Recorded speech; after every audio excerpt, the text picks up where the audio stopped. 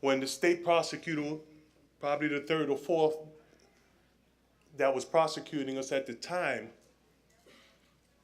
got up and he started hitting on the podium, convicted felon, convicted felon, convicted felon.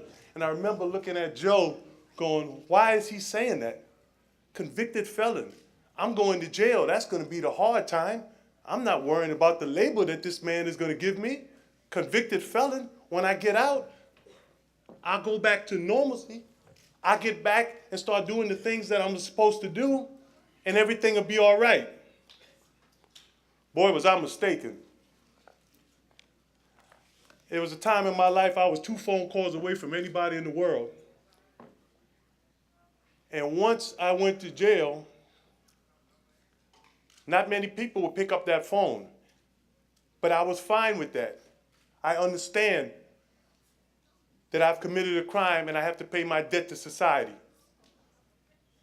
The shocking thing was, when I got out of prison, I couldn't find a place to live. I was paroled here in Hudson County. I remember living in a hotel room for about 6 to 7 months. And I remember Joe just telling me earlier today, he was saying, Jay, people are going to ask you, and let me tell you something. I've been with Joe for 12 years, and Joe is a measure twice, cut once kind of guy. I said, Joe, Joe, I've done all this time. I understand what to say up here. Thank you very much. But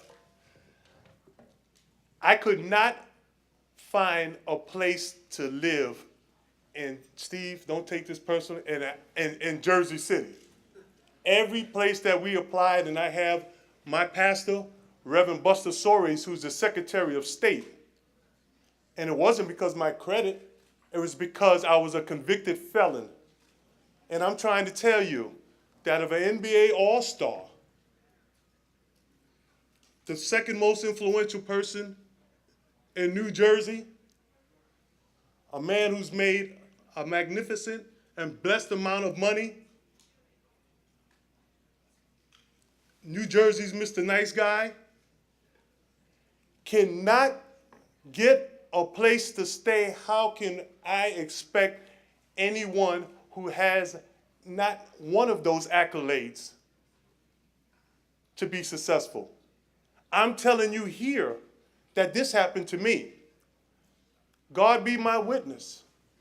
Joe Hayden would say, Jay, just be patient.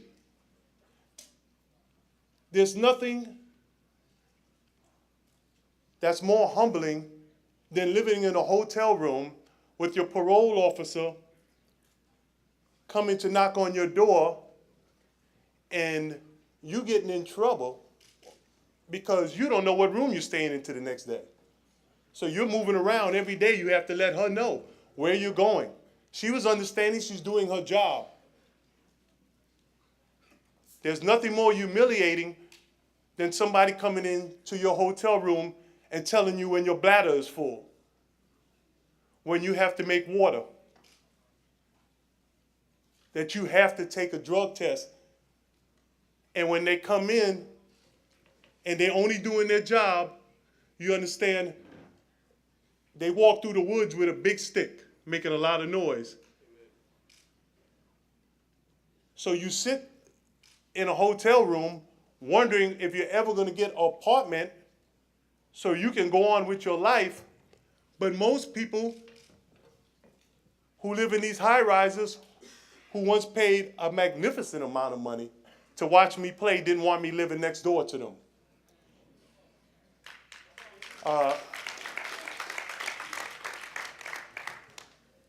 And sitting here listening since 8:30 this morning, and I'll be here for the rest of the day because I believe in this, how difficult it is to get back on track.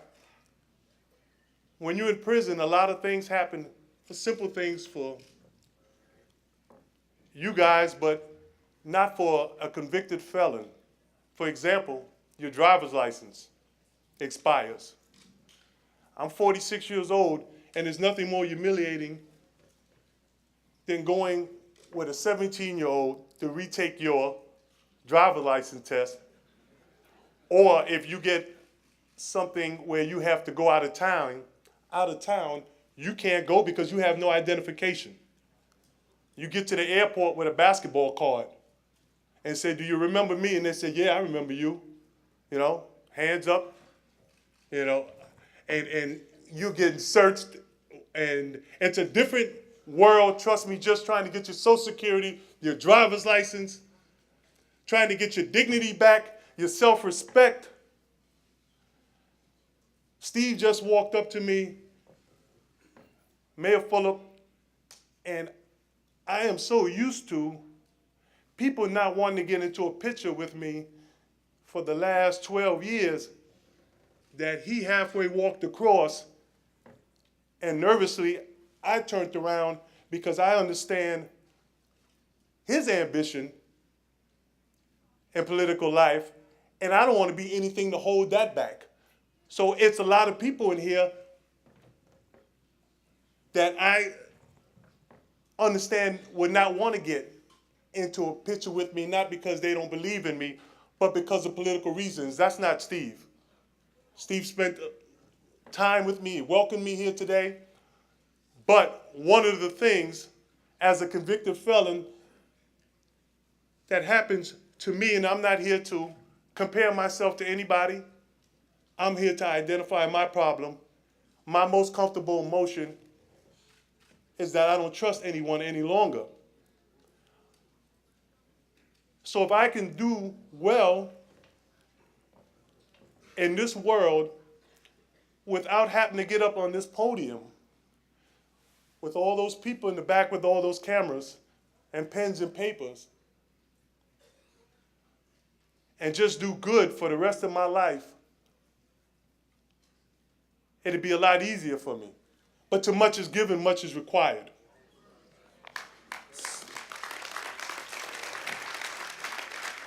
So there is no easy way out on this. Sometimes I'm stuck between a rock and a hard place, not knowing why people invite you somewhere. Like I said, I've done over 250 appearances since I was out of jail. I've seen some extraordinary things in jail. I've learned more in here in the last 4 hours, as far as stats go, than I've learned in all my time incarcerated.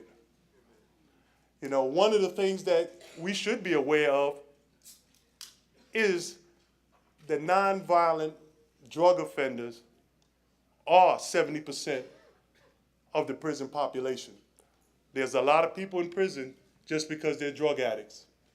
One of the things that I've seen, excuse me, Joe had me in for 4 hours. They at least give you water in prison.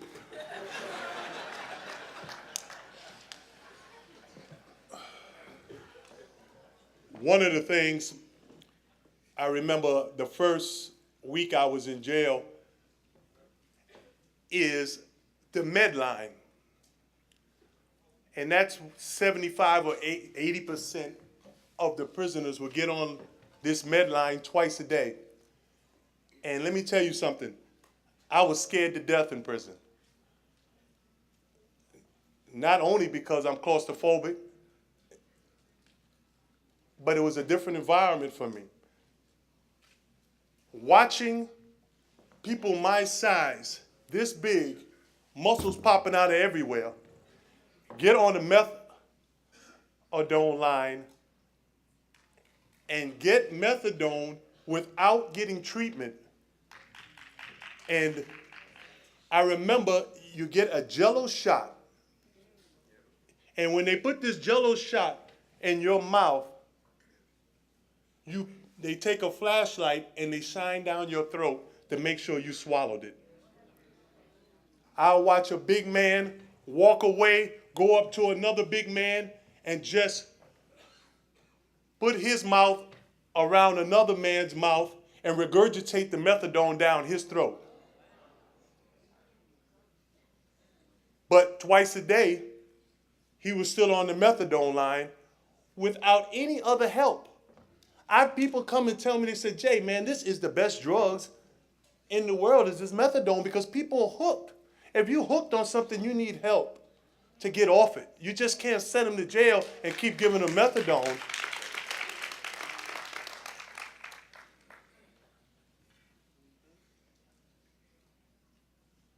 I'll tell you one more story, and I'm going to be quick, I'm going to be sincere, then I'm going to be seated because I know we have Senator Booker coming on, and we won't get home until Easter.